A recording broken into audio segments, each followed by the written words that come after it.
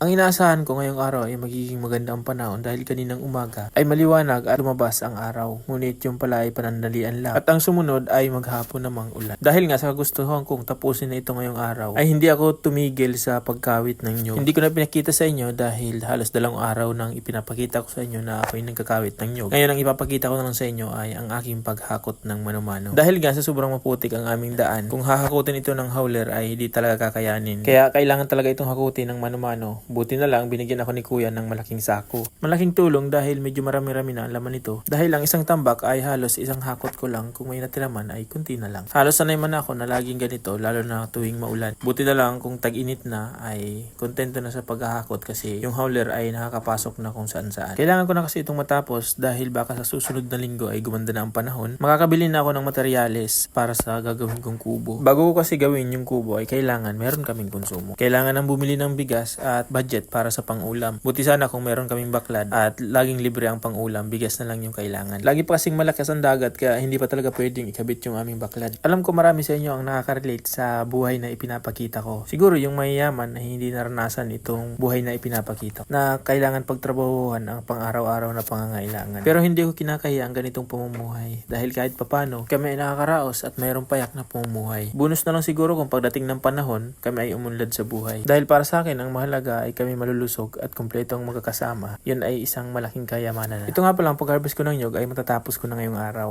At magbubunot na ako sa linggo at siguro naman ito ay kakayanin kong bunutan sa isang araw. Kaya linggo or Lunes ay maibenta ko na ito.